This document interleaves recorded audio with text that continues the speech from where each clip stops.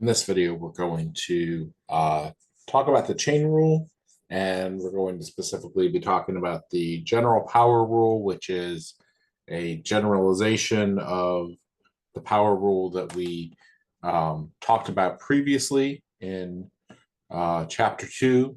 So let's go ahead and talk about the chain rule first, what it says.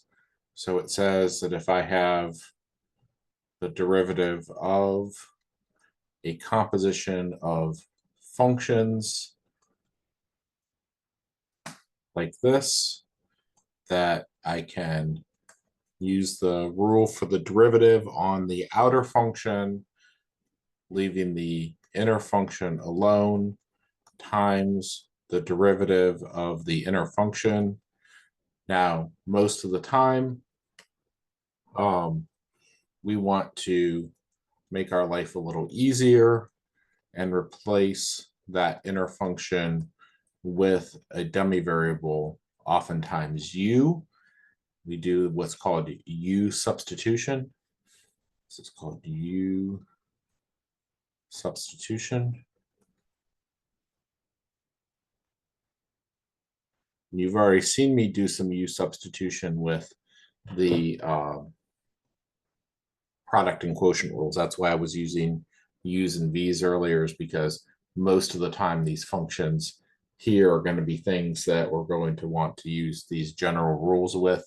So again, we can have f prime of u times u prime like that. And so work from the outside in. I joke and I say it's like peeling back layers of an onion, that you have to work from the outside in, and every layer you peel back makes you cry a little bit more. If you know about peeling onions, cutting onions, that makes you cry. That's just a way that I get students to remember they have to work from the outside in, and it gets more complicated, more messy as you get more and more layers of functions inside of functions. But we'll just define it here with one function inside of the outer function.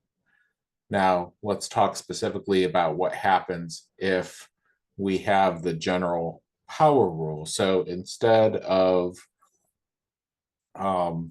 recall that we had the rule, the derivative with respect to x of x to the n was equal to n x to the n minus 1, right?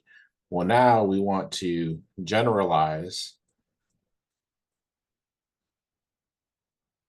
that rule to be the derivative with respect to x of f of x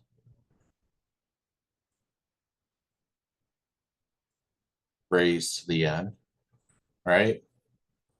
And that gets kind of messy to write that. So I want this to be derivative with respect to x of u to the n, like that, right? So this is going to be equal to n u to the n minus 1 times u prime, according to our chain rule that's going on here, because there's our inner function is f of x, or u. Our outer function is n. U is equal to some function of x here, right? You could also write this as n f of x to the n minus 1 times f prime of x. I think you see that that's a little messier than writing it with the u substitution. So I'm going to leave it with the u substitution like that for you. Let's do an example here before I clear the screen. 21 from the textbook here. And our instructions tell us to use the general power rule to find the derivative of the function. So that says h of x is equal to 6x minus x cubed raised to the second power. So I want to define u is 6x minus x cubed, and u prime is equal to 6 minus 3x squared. So h of x is equal to u to the second power. H prime of x is going to be 2u to the first power times u prime is 2 times 6x minus x cubed times 6 minus 3x squared.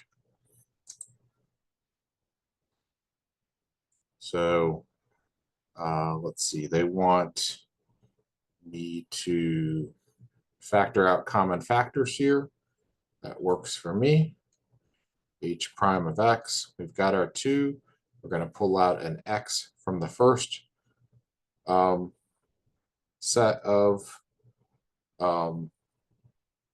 parentheses here, and we're going to pull out a 3 from the second set of parentheses there, and that leaves us with 6 minus x squared, and that leaves us with 2 minus x squared. So that gives us 2 times 3 is 6x times 6 minus x squared times 2 minus x squared. Okay, this is, yeah, that's right. Okay, so close those parentheses up like that, and we're done. That's as far as they want you to take that problem.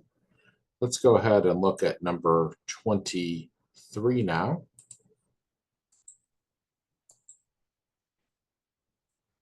23 says f of t is equal to the square root of t plus 1, which is the same thing as t plus 1 to the 1/2 power. That means that u is equal to t plus 1, and u prime is equal to 1. So f of t is equal to u to the 1/2 power. F prime of t is equal to 1/2 u to the 1/2 minus 1 times u prime.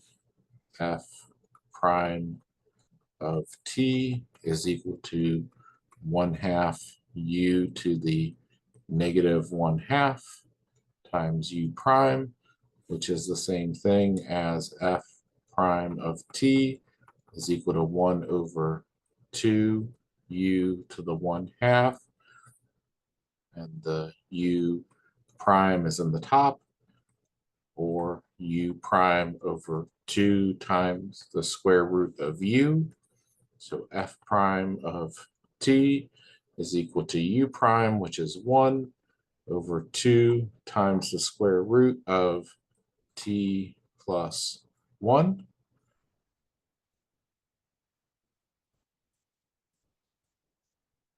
Let's look at number 25 now.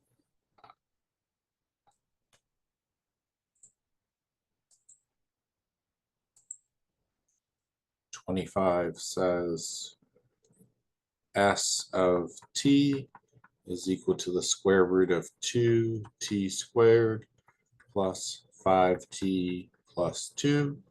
U is our inner function of 2t squared plus 5t plus 2.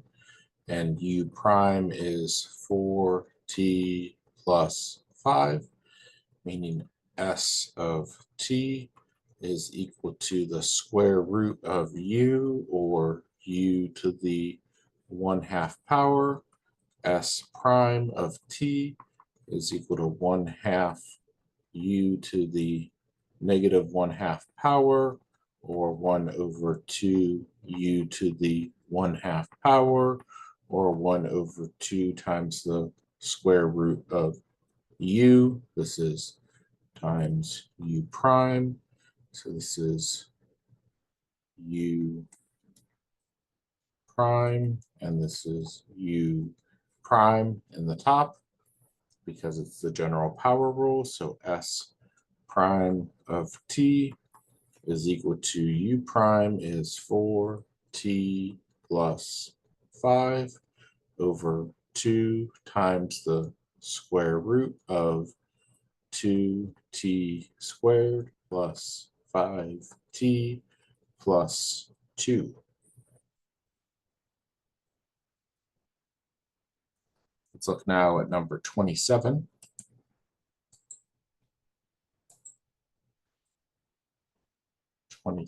Says f of x is equal to 2 divided by 2 minus 9x to the third power. So they want us to rewrite that as 2 times 2 minus 9x to the negative third power.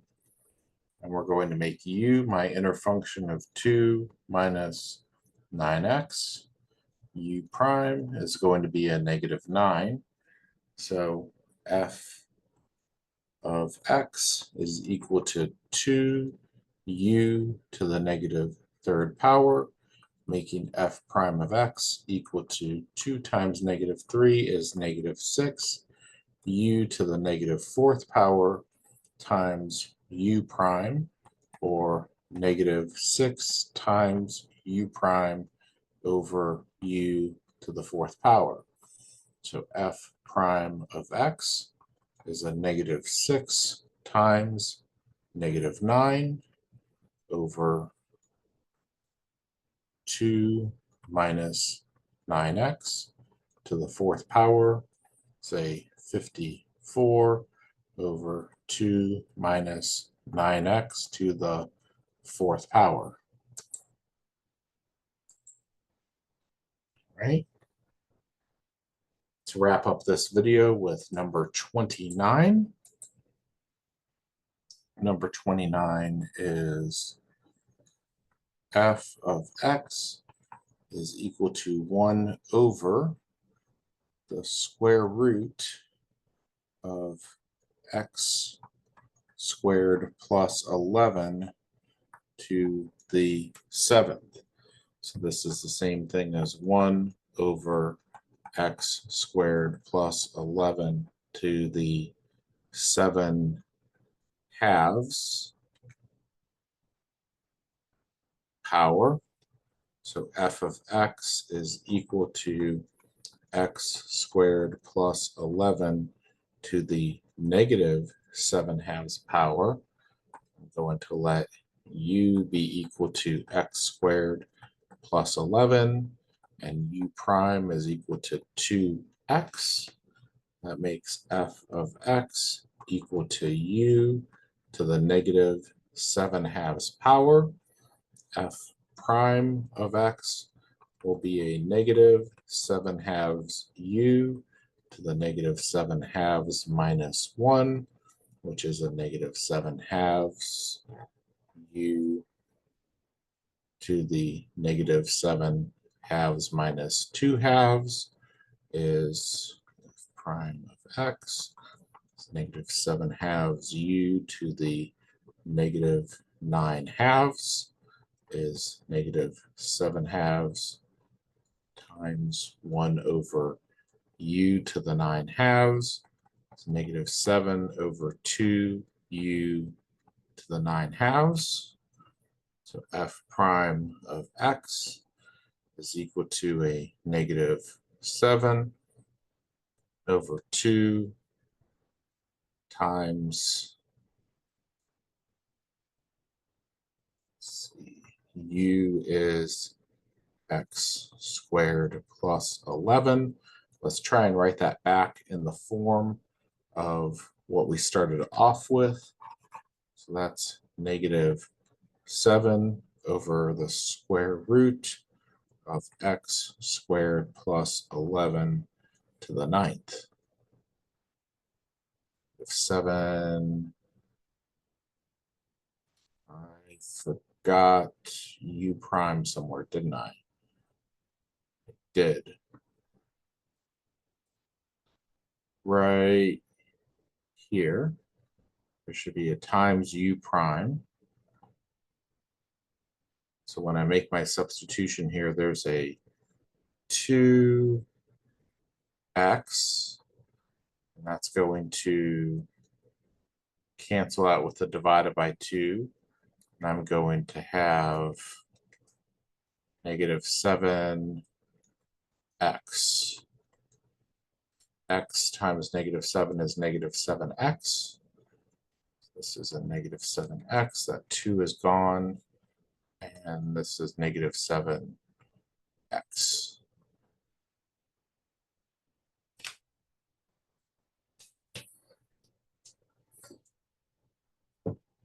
All right, that one was a little bit harder. Just be careful to write down your rule correctly, and to know the substitution you're making, your u substitution. Don't forget to put u prime at the end, and then simplify before back substituting, and try and write your final answer like the form that they gave you to start off with. That's usually how it's going to match the answer in the back of the book that you have. And what if you're using CalcChat, then that's how they're going to expect you to put your answer in most of the time. All right, when we come back, we're going to do more tangent line problems, but they're going to involve the chain rule. So we're going to more problems that are general power rule that are going to, but also I'll just go ahead and do some of the problems from later as well that are tangent line problems that are generalized versions of the product and quotient rules. So several different types of tangent line problems. We'll do them as we generalize pretty much everything that we have done so far. Product rule, power rule, product rule, and quotient rule. So we just dealt with generalization of the power rule. We'll do those problems as well as general product and quotient rule problems here when we find tangent lines. All right, see you for the next video.